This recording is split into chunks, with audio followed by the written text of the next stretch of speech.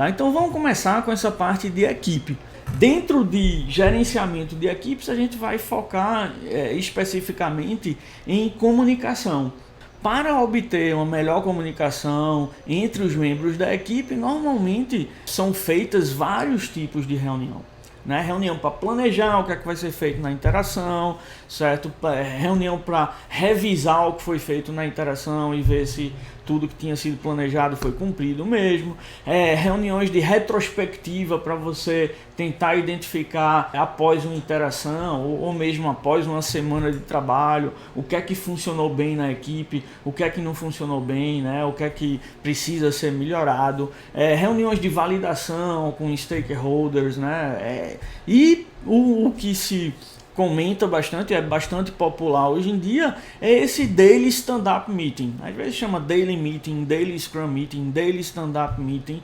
Enfim, uma reunião rápida, normalmente sugerida na literatura de 15 minutos, onde os membros da equipe se encontram e cada um diz o que fez da última reunião para essa, o que ele vai fazer dessa reunião, do momento da reunião, após a reunião, para a próxima reunião, e se tem ou teve obstáculos envolvidos nas tarefas que ele estava realizando. Então essa é um tipo de reunião bem discutido e bem comentado hoje em dia. Já que é tão popular, alguns pesquisadores investigaram ela mais a fundo. Na verdade, eles começaram pesquisando, né, de uma forma mais ampla, eles estavam pesquisando o que é que contribui para um efetivo trabalho em equipe. Que fatores são interessantes para a gente ter num determinado projeto, em termos de equipe, né? Que aspectos da equipe ajudam nessa colaboração entre os membros da equipe? Então, eles começaram perguntando isso, com essa pergunta de pesquisa, e aí aprofundaram. Depois de um certo tempo, eles aprofundaram e viram que o Daily Stand-Up Meeting era um ponto importante, um mecanismo importante de melhorar o trabalho em equipe. E aí eles quiseram se aprofundar nisso e fizeram a seguinte pergunta que está aí no slide: quais são os benefícios e desvantagens dessas reuniões? Que aparecem em vários formatos, às vezes não necessariamente quando a pessoa está trabalhando com Scrum, certo? Então é independente disso daí.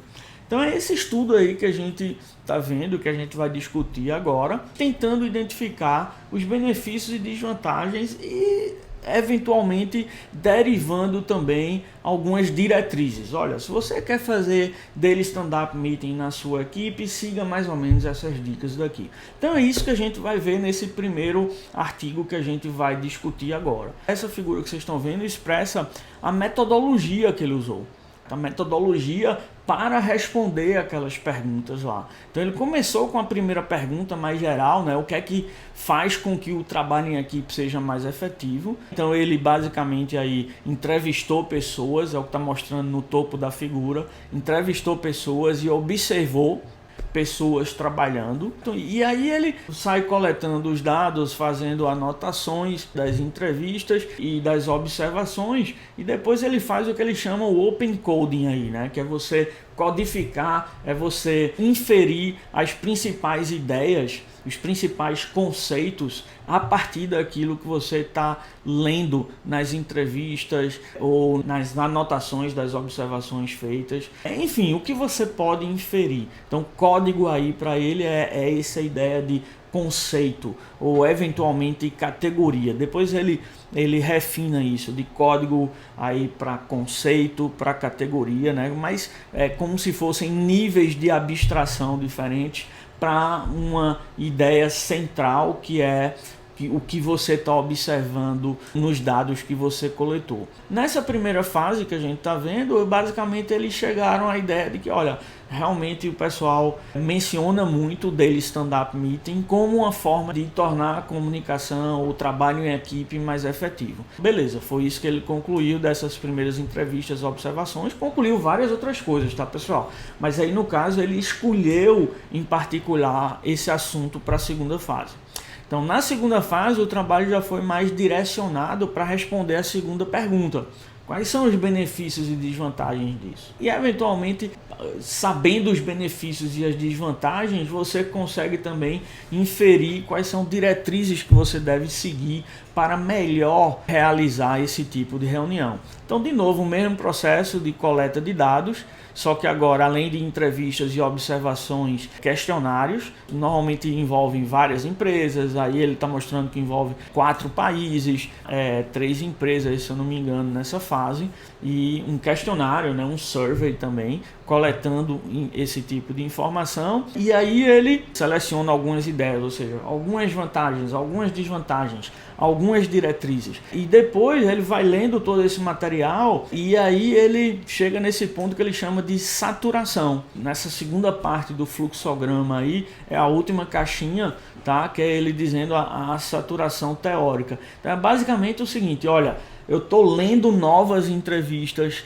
estou lendo novas anotações, novos questionários respondidos e não estão surgindo novos conceitos, não estão surgindo novas vantagens, novas desvantagens, novas diretrizes. Basicamente é essa ideia daí. Então ele para o processamento da coleta e foi para uma fase seguinte, onde ele, com aquelas ideias que ele levantou ali, ou seja, vantagens, desvantagens, diretrizes, ele comparou também com trabalhos relacionados e viu o que é que esses trabalhos já dizem de vantagens, desvantagens e diretrizes, e aí é o que ele chega na teoria final que a gente vai ver agora, que é a conclusão final do estudo dele. Então a teoria basicamente é essa representação dos conceitos principais ou das categorias principais e das relações entre elas. Então, basicamente, um resumo aqui do que ele obteve foi esse diagrama, onde cada caixa nesse diagrama representa uma categoria.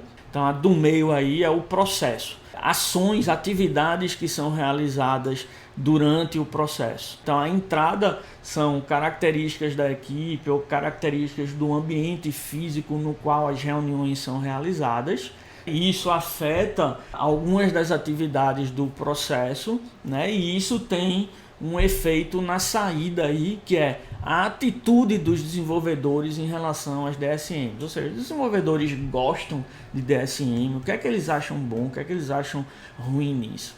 Então, a ideia dessa figura aí, a gente começando pelo lado esquerdo, ele está falando de características da equipe. Então, se a equipe em particular tem características de ter um baixo autogerenciamento, ou seja, normalmente uma equipe que tem baixo autogerenciamento é uma equipe que realmente tem um gerente mais linha dura, que concentra tudo em cima dele, né? Mas um outro fator, uma outra característica, não é considerando que a equipe precisa ter as duas, não, para gerar o efeito negativo que a gente vai ver. Considerando que a equipe ou tem baixo autogerenciamento ou tem baixo nível de redundância de conhecimento. Ou seja, muitas vezes uma equipe grande, onde cada pessoa faz uma coisa que é totalmente diferente das outras, do que as outras estão fazendo. Tem pouca redundância de conhecimento. Para eu fazer a minha tarefa, eu não preciso entender nada da tarefa do meu colega. Então, se tem uma dessas duas situações, isso normalmente gera um efeito negativo no processo. Que é isso que essas setas vermelhas estão mostrando aí, numeradas como P1. Porque se tem uma baixa redundância, por exemplo, gera um certo efeito negativo na hora que você está relatando o progresso. Então, de ontem para hoje eu fiz isso, isso e isso.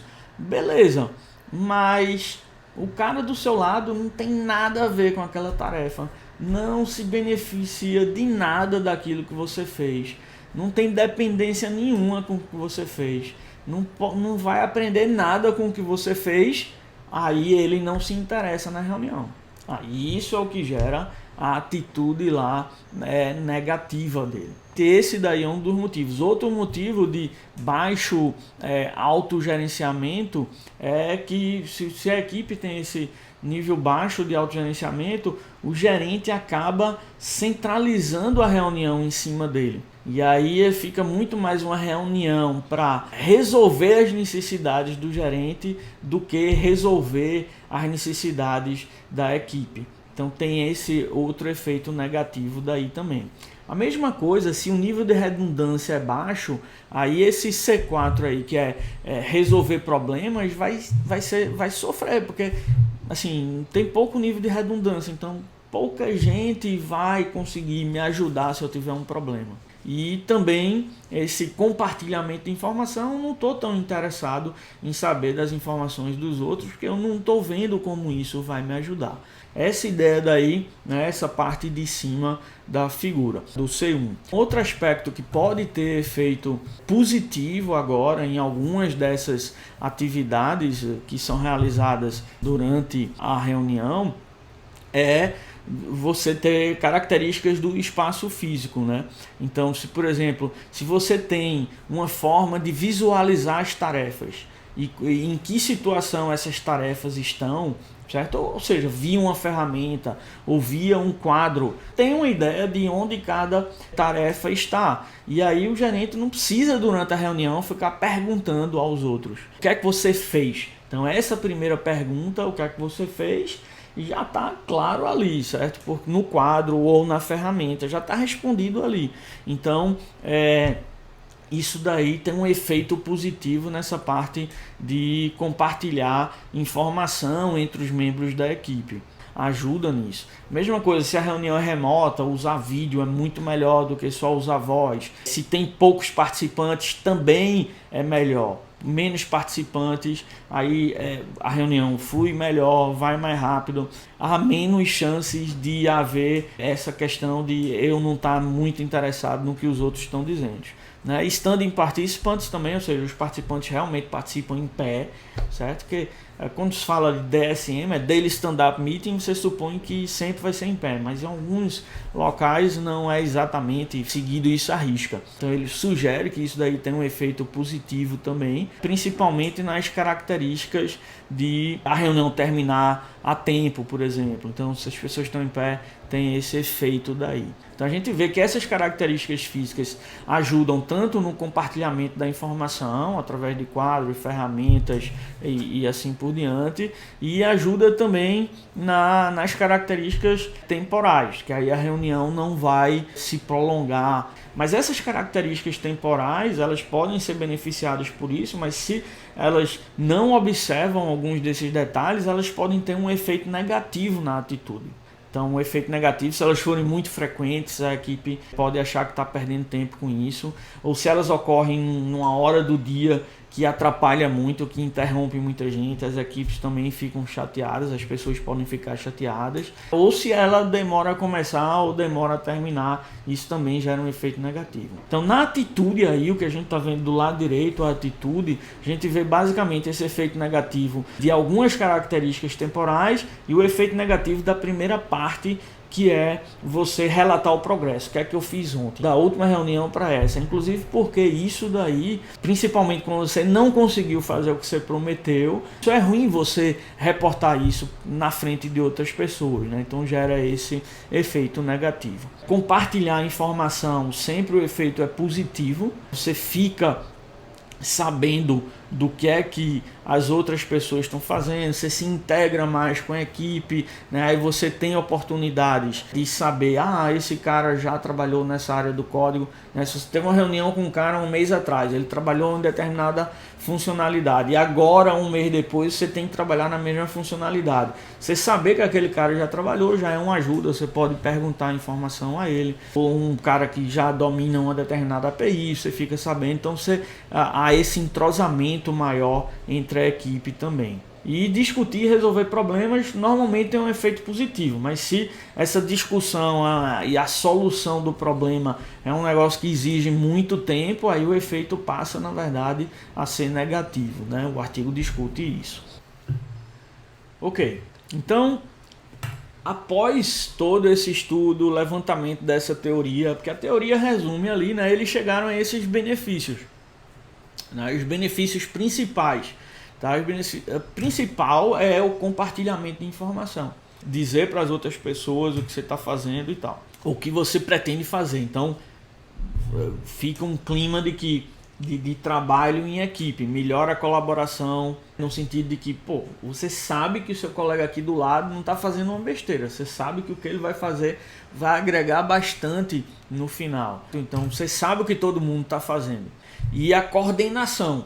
Se você sabe que ele está fazendo algo do qual você vai depender, você pode sincronizar melhor com ele. Esse team awareness, você tem uma visão do que é que a sua equipe está fazendo. Isso ajuda também a evitar conflitos de merge, conflitos semânticos, né? Ou revelar eles com antecedência. Então, isso é importante. Na reunião você sabe que o seu colega vai trabalhar numa determinada área do código, que era o que você estava pensando em trabalhar também. Aí você pode sincronizar, talvez não trabalhar nisso hoje, ou pedir para ele trabalhar, perguntar se ele pode trabalhar um dia depois, alguma coisa nesse sentido aí. Outra vantagem é essa oportunidade de discutir e resolver problemas, mas só se for problemas bem pequenos, né? Você diz, eita pessoal, tô desde ontem tentando fazer isso, não sei o que. Aí então um cara mais experiente que já passou por isso diz, eita, tenta isso, ou dá uma olhada no manual tal, já resolve rápido o problema, é interessante também.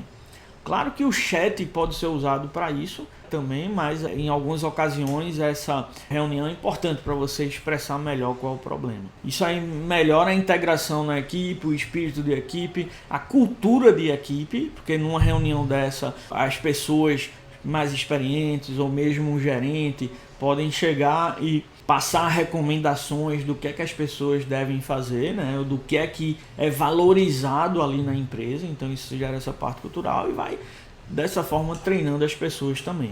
E quais são as desvantagens? As desvantagens principais de toda reunião tem isso, né, que é interromper. Tem muito uma solução para isso. O Daily Stand-Up Meeting, para evitar um pouco isso, algumas empresas praticam ele logo no começo da manhã, quando as pessoas chegam na empresa.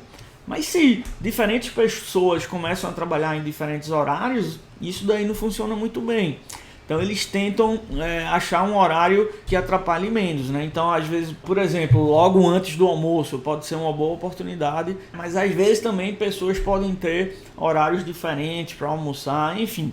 Não é muito fácil resolver isso, mas toda reunião tem isso daí. Um outro ponto negativo também associado a outros tipos de reunião é essa demora para começar e demora para terminar. Então atraso no começo e atraso para terminar, aí depende realmente da cultura da empresa, da liderança da empresa, gerar essa cultura daí de começa na hora. E também essa ideia de registrar logo que vai ser menor do que 15 minutos, ajuda a ter essa visão também, né? A própria ideia de ficar em pé ajuda a resolver esse problema daí. Daí são normalmente fatores comuns a várias reuniões. Esses outros problemas aqui são menos comuns, então uma coisa que os desenvolvedores sugeriram é que essa parte de relatar o status é chata. Então a solução aí seria: esquece essa primeira pergunta, faz um daily stand-up meeting que só tem as duas perguntas de o que é que você vai fazer e se você tem obstáculos. E aí usar uma ferramenta onboard. E muitas pessoas reclamaram também que é muito frequente. Então a solução básica aí é reduzir a frequência mesmo. Então algumas empresas não praticam isso todo dia, fazem 2, 3 vezes por semana. E aí varia também, se está no meio da sprint, da interação, aí pode fazer mais. Dependendo do momento, da fase do projeto ou da interação, você pode fazer mais ou menos. Não ser uma coisa rígida de ser todo dia.